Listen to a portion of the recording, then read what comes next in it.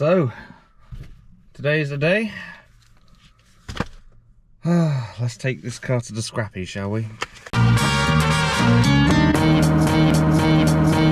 Before I do that, I am going to go through the service history of what I've done to this car. Of course, as my logbook, I'll need that for when I eventually scrap it. Starting from the least recent to the most recent. Not that the guy will probably want the service history. I spent £223.96 in August 2022 for 4 brand new tyres. And that included wheel balancing, a scrap disposal fee, a valve fee, and nitrogen inflation.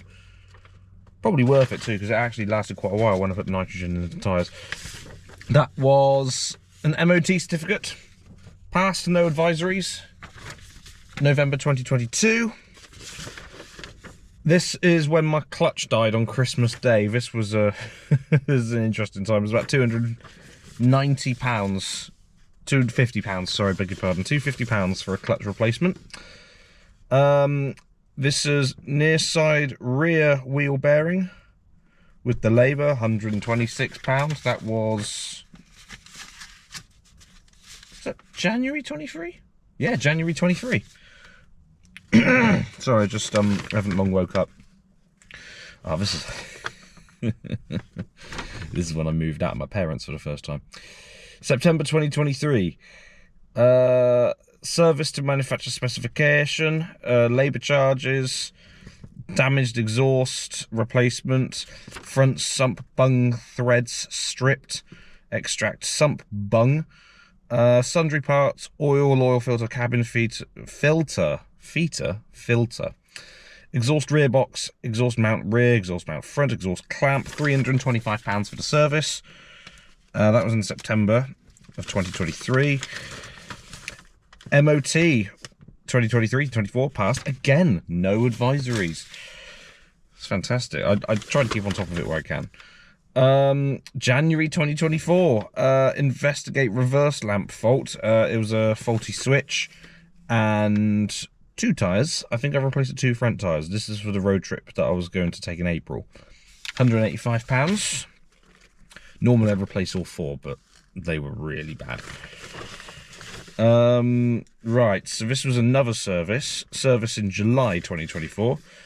Service to manufacturer specification, labour charges, renew the offside and near side, offside front lower ball joint, near side rear wheel bearing, again, oil filter, pollen filter, fuse, sundry parts, and the lower ball joint and the wheel bearing, all in £377. And this was my most recent MOT, 2025 to 2026, not that that's relevant now, passed with 2 advisories. The steering rack has slight free play.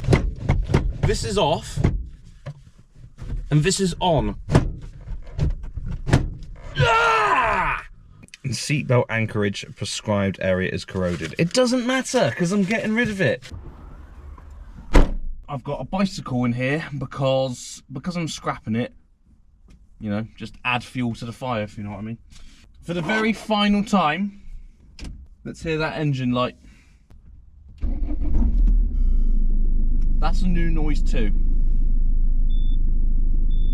And that's the one we're looking for. Oh, fuck. The camera's in the front now because I, wanted to leave the parking space with the camera in the back. But the problem with that is that as soon as I moved, the camera just tilted sideways. So as a result, no, you're not going to see me driving from the back. Sorry.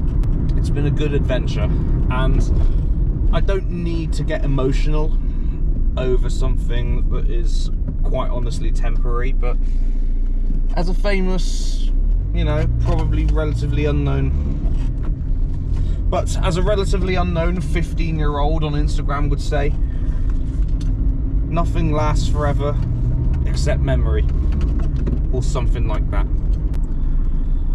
Met my fiance in this, drove down to her neck of the woods, had our first date, spent an entire weekend with her. It was brilliant.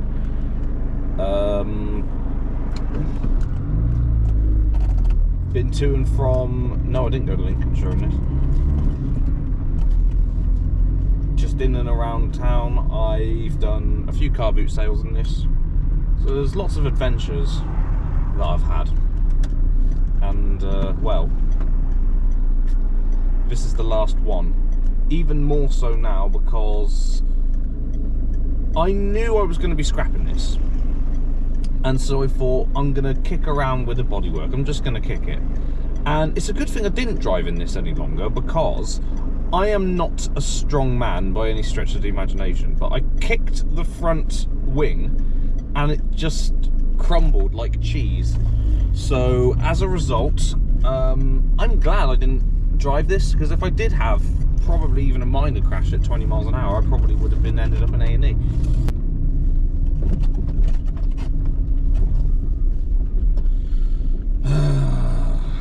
One final thing that I have to do in this before I drive it to the breakers. I bought this wheel glove. It's a WRC blue and black and slightly white wheel glove. The white has deteriorated slightly through, you know, 2.5 years of use. I bought it in a Super U in France on the first road trip, and ever since it's stuck with me.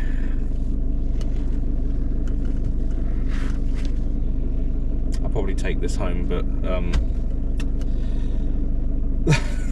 that doesn't feel right. It feels naked without it, and I have no idea why, but yeah.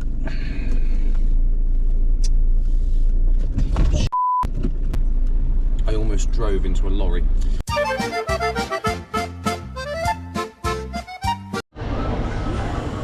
That's it. Love you, mate. That's the only thing I've got to show for this car now, which is, well, it's pretty cool, if I'm honest. I gotta say, I noticed that's the smallest Polish number plate I've ever seen. But yeah, now I gotta do walk of shame. Right, now I've finally sacrificed the Citroen for the greater good. Sorry, I'm really dehydrated. For the good of the world, and well, because it's as good as dead,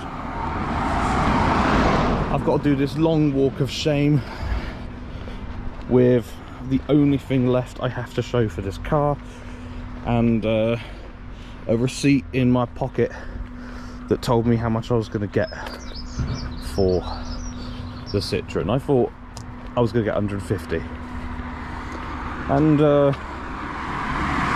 if I was on the prices right, I would have bid way over. I only got 140 quid for it, but the thing is, this is what I don't understand.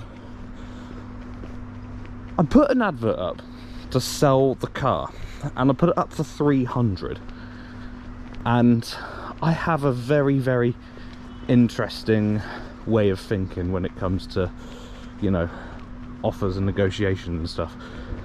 I don't take any nonsense. Either that's the price or go away, I'm not interested. So I put on there, please don't message me any offers, this is a firm price. And someone said, is it still for sale? Yes, it is. 250 quid, not like I will offer you to, just 250 pounds. And I just left the conversation. A similar thing happened when I was in Gran Canaria recently. You know, when you go into these looky shops and they're like, oh, you want, oh, look around my shop, yes, this is very nice, yeah, come, have a look at this.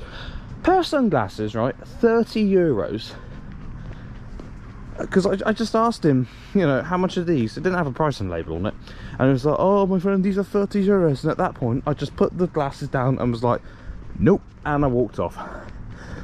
And I could hear him in the distance going, my friend, come back. And it didn't dawn on me until about 2 minutes later that that's what you're meant to do. And it makes me feel like a moron, but to be honest, I ended up, within the following 5 minutes, getting a another pair of sunglasses for £7.95. So, you know, who's the real winner here?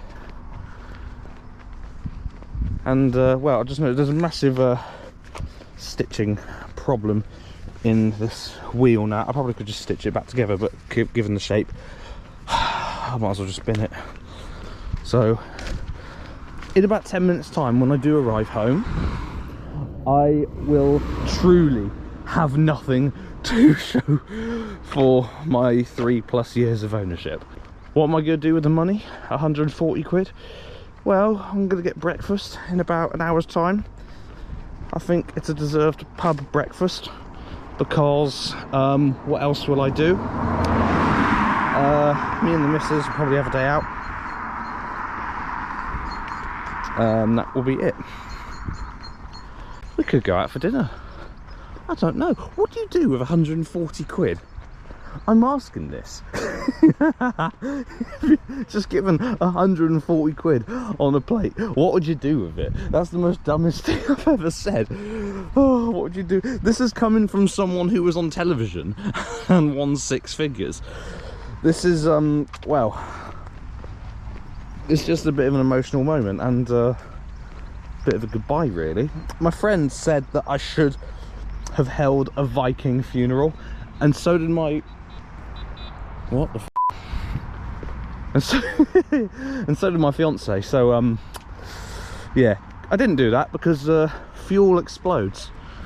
Anyway, this has been another vlog, and I'll see you next time, hopefully in something different.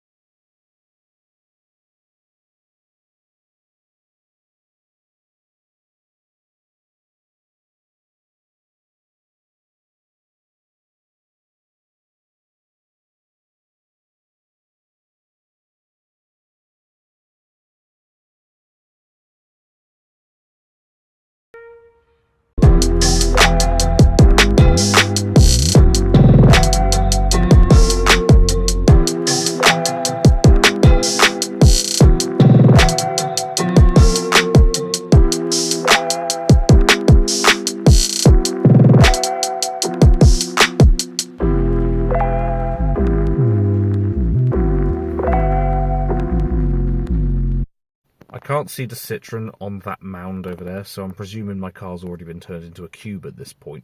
But I got £140 from scrapping the car, yet when I cancelled the insurance policy this morning, I got £158, so I ended up getting more from the insurance than I did the actual car. Proof it was more dead than alive.